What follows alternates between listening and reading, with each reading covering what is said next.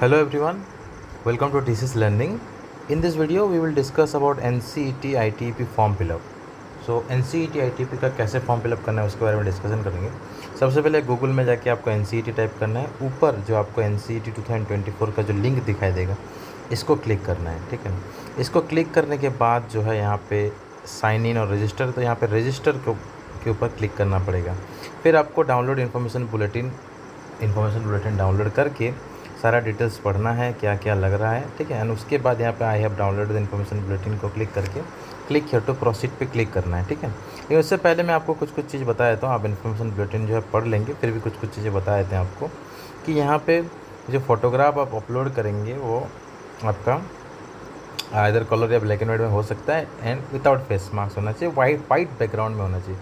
सबसे इंपॉर्टेंट चीज़ है कि वाइट बैकग्राउंड में होना चाहिए.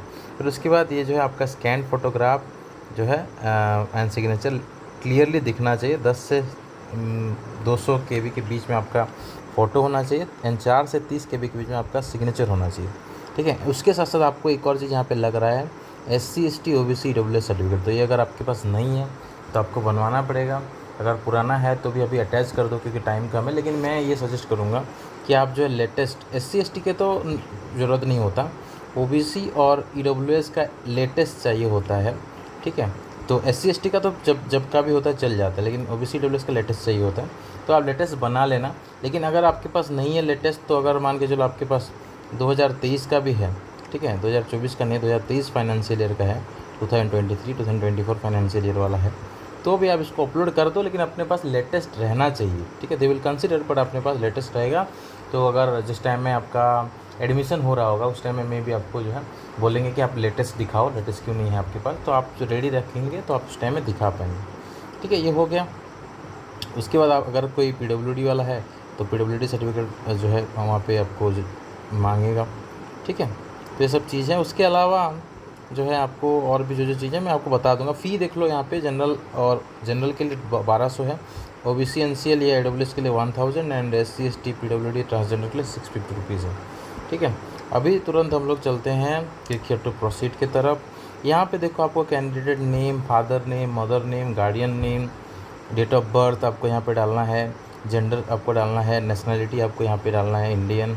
ठीक है, उसके बाद यहाँ पे आइडेंटिफिकेशन टाइप पे other valid government identity proof with photograph यहाँ पे अगर डालते हो तो ये आधार कार्ड वाला हो जाएगा. ये डालते हो तो यहाँ पे आधार नंबर आप डाल सकते हो.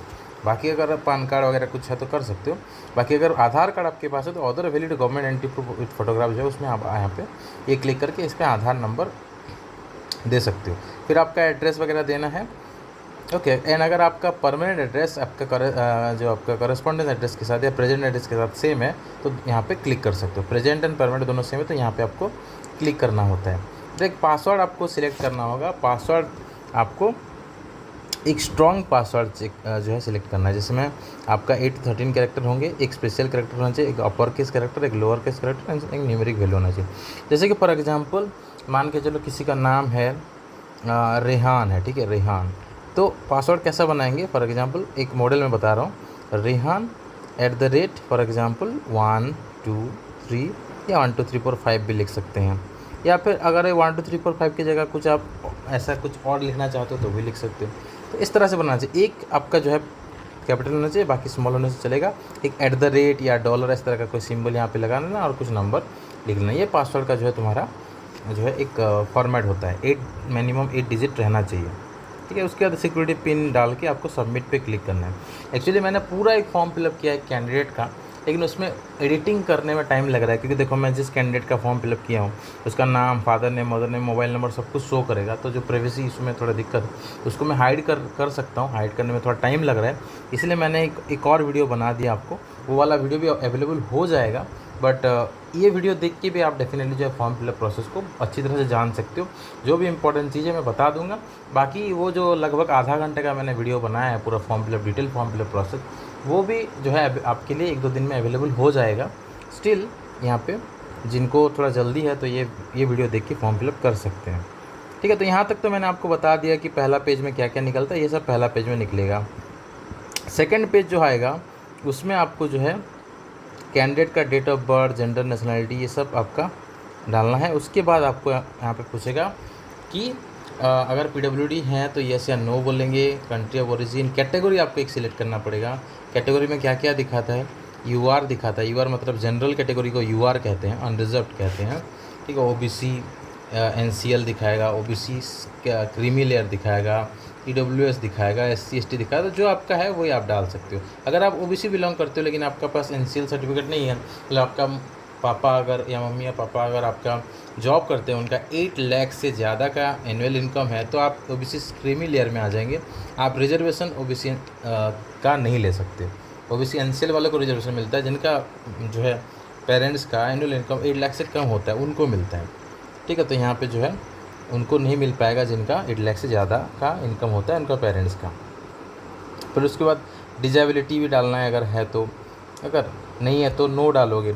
उसके बाद आपका जो है फादर नेम, फादर का ऑक्यूपेशन, मदर नेम, मदर का क्वालिफ़िकेशन, ऑक्यूपेशन, फादर का क्वालिफ़िकेशन भी यहाँ पे डालना होता है। तो जो भी है अकॉर्डिंगली आप जो अच्छी तरह से पूरा अच्छे से फॉर्म भरते टाइम पूरा ध्यान से सब कुछ भरना है। गार्डियन नेम में आप जो ऑप्शनल है तो उसको छोड़ सकते हो, नहीं तो अपना फादर नेम लिख सकते हो, या कोई लोकल गार्डियन तो उनका नाम भी लिख सकते हो। फिर आपका एनुअल फैमिली इनकम कितना है वो डाल सकते हो। अगर ट्विन हो तो यहाँ पे यस करना है, ट्विन नहीं हो मतलब आपके कोई ट्विन भाई और बहन हैं तो यस करो, नहीं है तो नो करना है। उसके बाद यहाँ पे आपका जो है board name of other brother sister age पर क्लास 10, जो अगर ट्विन हो तो यहाँ पे चाहिए, ट्विन नहीं है तो नहीं चाहिए। रोल नंबर आपको यहाँ पे इंपॉर्टेंट, क्लास 10 का रोल नंबर डालना है, किस स्टेट से आपने क्लास 10 का एग्ज़ाम दिया, या आपका रेसिडेंट कौन सा स्टेट से है वो डालना है। डायबिटिक, अगर आपको डायबिटीज़ है तो यहाँ पे ये नो डालना है।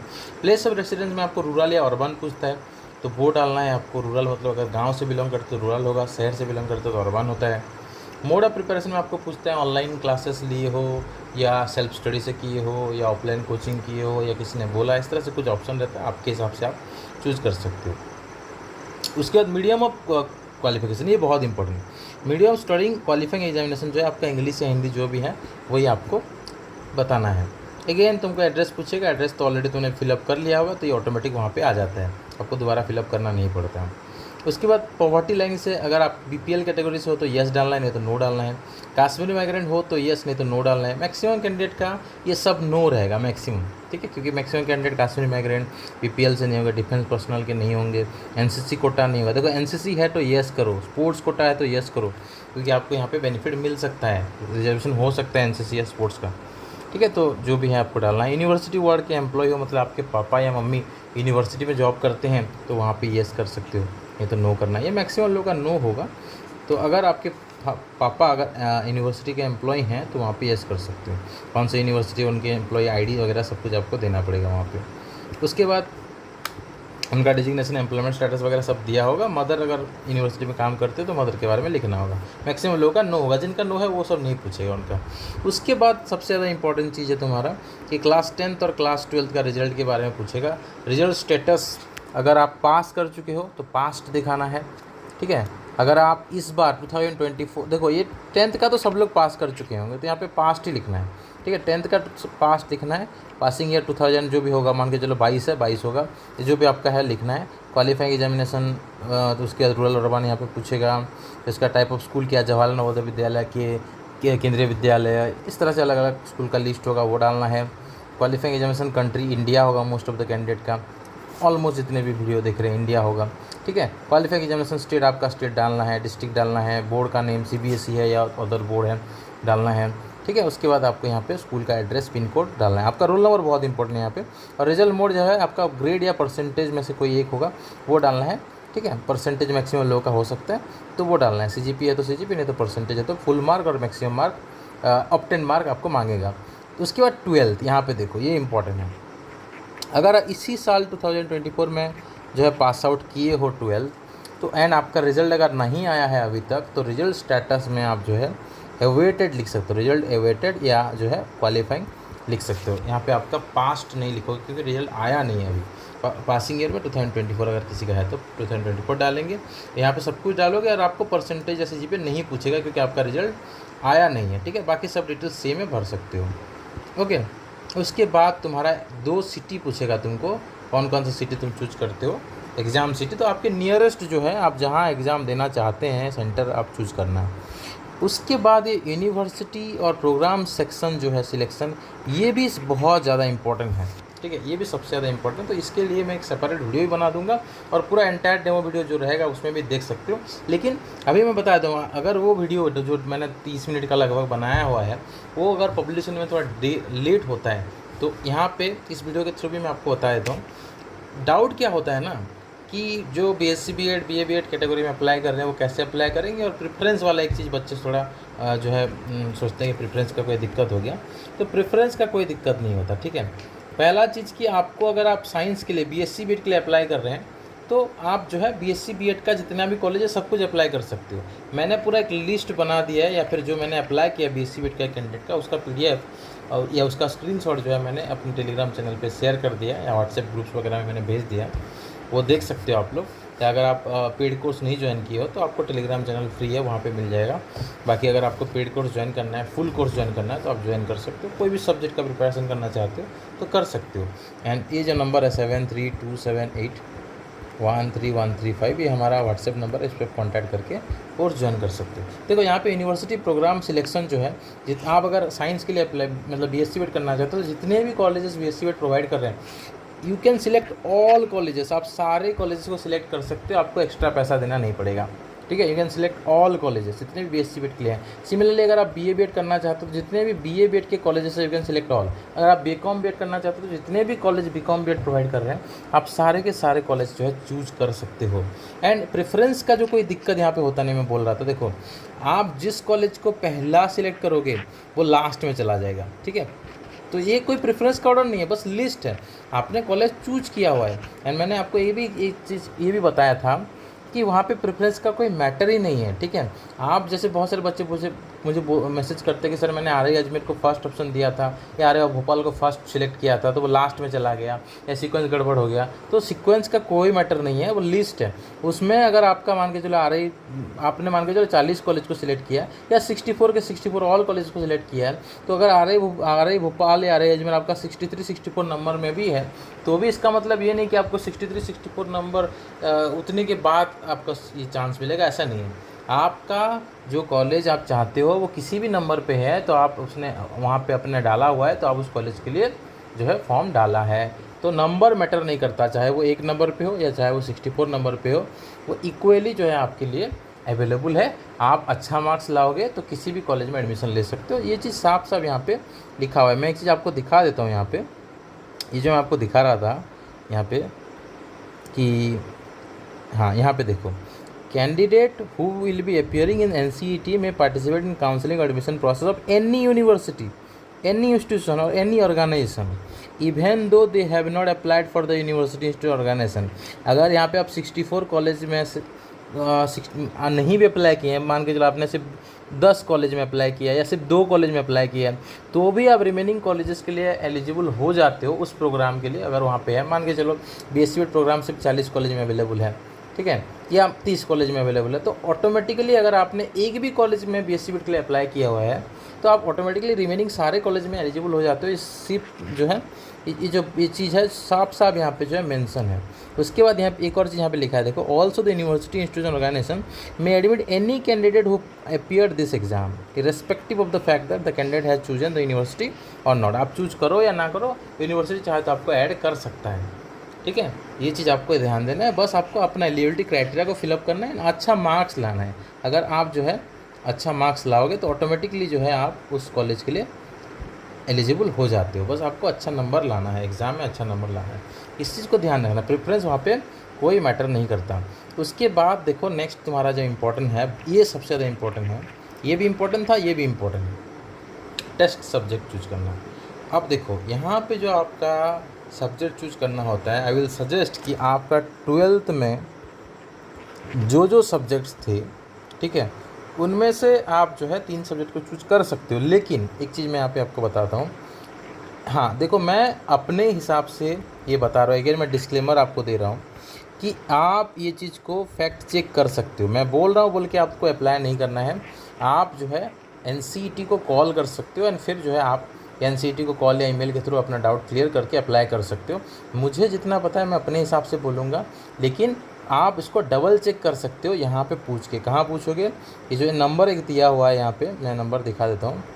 यहाँ पे एक नंबर दिया हुआ है, टोल फ्री नंबर है ये नंबर 0114075900। इस नंबर पे कांटेक्ट करना है 10 बजे से 5 बजे के बीच में, या इस पे ईमेल करना है, ठीक है। यहाँ पे ईमेल करके आप अपना डाउट्स को पूछ सकते हो, ठीक है। मैं अभी अपने हिसाब से मैं जो आपको गाइड करता हूँ उससे बता देता हूँ। बाकी अगेन मैं डिस्क्लेमर ये आपको बताऊँगा कि इट्स योर रिस्पॉन्सिबिलिटी, आप अपने हिसाब से जो है पेपर वगैरह सब कुछ सिलेक्ट करो, because I will not be responsible for your mistakes, ठीक है। तो टेस्ट पेपर 1 पे आपको जो है डोमेन सब्जेक्ट पूछेगा, ठीक है, डोमेन सब्जेक्ट पूछेगा। टेस्ट पेपर 2 भी एक डोमेन सब्जेक्ट होगा, टेस्ट पेपर 3 भी एक डोमेन सब्जेक्ट होगा, ठीक है। उसके बाद तुम्हारा जो है लैंग्वेज 1 लैंग्वेज 2 रहेगा, और तुम्हारा ये जो तुम्हारा 6 और 7 एक टीचिंग एप्टीट्यूड रहता है, एक जनरल टेस्ट रहता है, ठीक है। टेस्ट पेपर, हाँ टेस्ट पेपर 3, हाँ चलो, मतलब ये टेस्ट पेपर 3 में ये डोमेन सब्जेक्ट है, नो प्रॉब्लम, जैसा भी है आपका। मान के चलो किसी को बीएससी वेट करना है, ठीक है, किसी को बीएससी वेट करना है तो क्या क्या सब्जेक्ट लेना चाहिए आपको? डोमेन सब्जेक्ट 1 में फिजिक्स लेना चाहिए, फिर केमिस्ट्री, फिर मैथ, या फिर मैथ की जगह बायोलॉजी, ये लेना चाहिए। फिजिक्स केमिस्ट्री मैथ, या फिजिक्स केमिस्ट्री बायोलॉजी लेने से आप जो है बीएससी वेट के लिए अप्लाई कर सकते हो। उसके बाद जो लैंग्वेज 1 एंड लैंग्वेज 2 का जो तुम्हारा है, ये तुम चाहो तो इंग्लिश को 2 बार ले सकते हो, लेकिन दोनों का कोड अलग अलग होगा। जैसे कि लैंग्वेज 1 का कोड, लैंग्वेज 1 इंग्लिश लेते तो 101 या 114, ऐसा कुछ 2 कोड्स हैं, वो भी मैं आपको दिखा दूंगा। तो इंग्लिश को 2 बार ले सकते हो, या हिंदी को भी आप 2 बार ले सकते हो, ठीक है। उसके बाद teaching aptitude and general test जो है वो कंपलसरी है बाय डिफ़ॉल्ट, जो है teaching aptitude and general test by default रहेगा। यहाँ पे जैसे लिखा है देखो, teaching aptitude and general test by default रहेगा, ये कंपलसरी है, ये कॉमन या कंपलसरी सब्जेक्ट है, teaching aptitude and general test. बाकी 3 डोमेन सब्जेक्ट आप अपने हिसाब से ले सकते हो, ठीक है। हाँ, तो लैंग्वेज 2 ले सकते हो या नहीं ले सकते हो, या उसके लेने के लिए क्या आपको जो है कोड चूज करना पड़ेगा, वो मैं आपको दिखा दूंगा। यहाँ पे मैं आपको दिखा देता हूँ, सो दैट आपका ये भी क्लियर हो जाएगा। जस्ट ए सेकेंड, मैं आपको लैंग्वेज वाला दिखा देता हूँ कि कैसे आप 2 लैंग्वेज ले सकते हो। ओके, यहाँ पे कहीं पे दिया हुआ है कोड, सब्जेक्ट कोड वगैरह दिया हुआ है, शायद लास्ट में दिया हुआ है, मैं आपको दिखा दूंगा वैसे, ठीक है। तो 2 लैंग्वेज ले सकते हो, या इधर देखो आप 2 अलग अलग लैंग्वेज भी ले सकते हो, या दोनों लैंग्वेज में इंग्लिश को चूज कर सकते हो, या दोनों लैंग्वेज में हिंदी को चूज कर सकते हो। It's up to you. अगर आपके 12th में दो लैंग्वेज थे, इंग्लिश और हिंदी दोनों थे, तो आप दोनों भी चूज कर सकते हो। दोनों थे तो फिर भी चाहते हो कि सिर्फ एक को 2 बार लेना चाहते हो तो वो भी कर सकते हो, क्योंकि साफ साफ क्या है, ये चीज़ लिखा हुआ है कि 2 अलग अलग सब्जेक्ट कोड है, ठीक है। तो अलग अलग आपका अगर सब्जेक्ट कोड है तो कोई दिक्कत नहीं। जैसे यहाँ पे देखो, यहाँ पे मैं बता रहा था आपको, यहाँ पे देखो इंग्लिश, आप लैंग्वेज 1 में भी इंग्लिश ले सकते हो और लैंग्वेज 2 में भी इंग्लिश ले सकते हो। कैसे? एक आप 101 कोड चूज करना और एक 114 कोड चूज करना। अगर आप चाहते हो मुझे हिंदी 2 बार लेना है तो वो भी कर सकते हो, एक 102 चूज करना और एक 115 चूज करना, कर सकते हो आराम से, कोई दिक्कत नहीं है, ठीक है। उसके बाद और नेक्स्ट क्या करना होता है, देखो मैं एक करके आपको सब कुछ बता देता हूँ। हाँ, और क्या करना है, टेस्ट पेपर सिलेक्ट कर लिया आप, उसके बाद आपको जो है अपना फ़ोटो वगैरह अपलोड करना होता है। तो फ़ोटो सिग्नेचर अपलोड करना है, और आपको अपना कास्ट सर्टिफिकेट को भी अपलोड करने के लिए बोलेगा, या PWD सर्टिफिकेट है तो वो भी आपको अपलोड करने के लिए बोलेगा, तो ये अपलोड कर लेना। यहाँ पे दिक्कत अगर होता है अपलोड करते टाइम तो IM रिसाइजर करके एक ऐप है, मतलब गूगल में कर सकते हो IM रिसाइजर करके, वहाँ पर आप अकॉर्डिंगली रिसाइज कर सकते हो, ठीक है। तो फिर वो हो जाता है, ये सब चीज़ है। फिर उसके बाद पेमेंट पे जाएगा लास्ट में, ये सब होने के बाद लास्ट में पेमेंट पे जाता है, तो अकॉर्डिंगली आपका पेमेंट कर सकते हो। आप चाहो तो UPI के थ्रू भी पे कर सकते हो, या डेबिट कार्ड क्रेडिट कार्ड जो चाहो कर सकते हो। फिर लास्ट में आपका एक क्या होता है, एक आपका एप्लीकेशन फॉर्म निकलता है। अगर सब कुछ होने के बाद आप अपना एप्लीकेशन फॉर्म डाउनलोड कर पा रहे हो, मतलब आपका फॉर्म सक्सेसफुल हो गया। अगर एप्लीकेशन फॉर्म नहीं दिखा रहा है, डाउनलोड नहीं कर पा रहे, तो आपका फॉर्म सक्सेसफुल नहीं हुआ। अगर एप्लीकेशन फॉर्म डाउनलोड दिखा रहा है तो आपका जो है फॉर्म सक्सेसफुल हो गया, ऐसा आप मान सकते हो, ठीक है। तो इस वीडियो में हम लोग फॉर्म फिलअप के बारे में डिस्कस किए। फिर भी कुछ भी कहीं पर डाउट होता है तो आप मुझे जो है डेफिनेटली यूट्यूब के कमेंट सेक्शन में कमेंट कर सकते हो। अगर आप हमारे पेड कोर्स के स्टूडेंट हो तो डायरेक्टली मेरे साथ जो है आप कॉन्टैक्ट कर सकते हो, मैं आपका डाउट दूर कर दूँगा। अपार्ट फ्रॉम दैट, मैंने लगभग 30 मिनट का वो वीडियो जो बनाया है, डेमो वीडियो, पूरा एग्जैक्टली कैंडिडेट का अप्लाई किया हुआ है, वो भी मैं थोड़ा देर में अवेलेबल कर दूँगा। लेकिन इस वीडियो को देख के भी आप फॉर्म फिलअप कर सकते हो, अगर कोई डाउट है तो पूछ सकते हो, क्लियर कर सकते हो, उसके बाद फॉर्म फिलअप करना। ओके, तो इस वीडियो में इतना ही, मिलते हैं अगले वीडियो पे। Thank you.